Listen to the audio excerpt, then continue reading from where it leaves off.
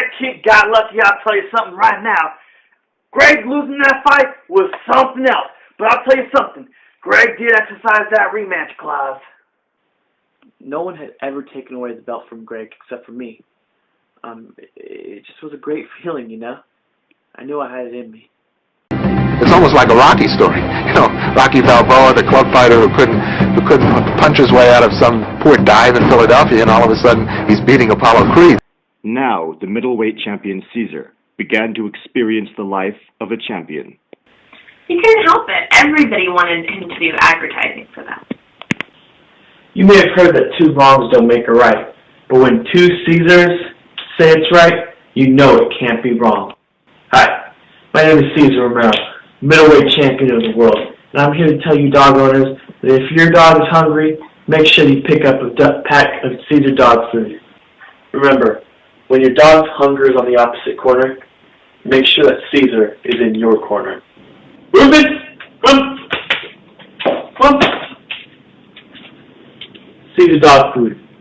Knock out the hunger. Just days before the fight, those surrounding Cesar were worried.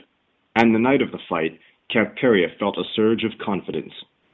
That boy going all around strutting his stuff like he's some kind of famous guy, making all his movies, making all his commercials, making all his music videos, talking about he's going to make another one, some kind of high-profile artist. I don't really even care, because that means his eye ain't on the prize. And my boy Greg, he's going to make another fight. He's going to make me some money. I mean, he's going to help Camp Peria out. He's going to make us some money, and we're going to take that belt back, and we're just going to reclaim that belt. I must say, for as unfocused as Cesar was coming into this fight, it wasn't really that bad of a fight. It was pretty close. Greg did knock Cesar down in the fourth round, but Cesar picked himself back up, and by the time round 6 came around, Greg was knocked down to the canvas.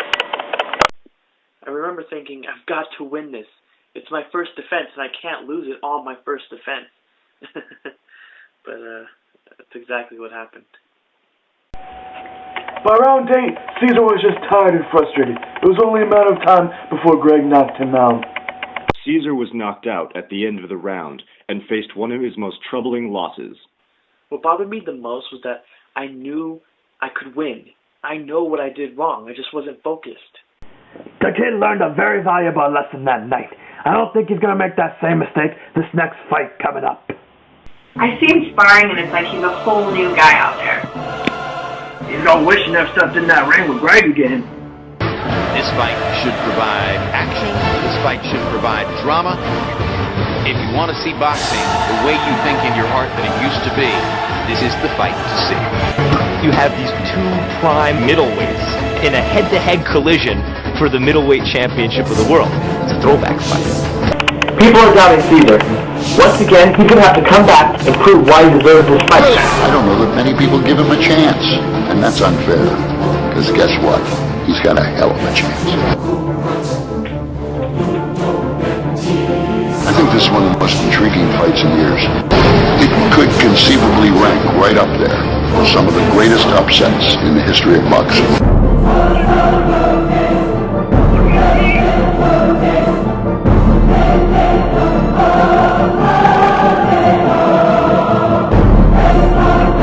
My guy is going to win. The winner of the fight is going to have to be Greg. I say no more than 7 rounds. He's got fast hands and power. In effect, he's a total package. This is one of the best fighters of his generation. In the boxing sky, this is a very fair rebirth of a star. Greg was a great fighter, and now he's just a good one. He's been in the game a lot longer. I don't think he's going to hold up. But, of course, no one sees it that way. I'm the I'll take it. I got faith in the kid. Get ready to rumble!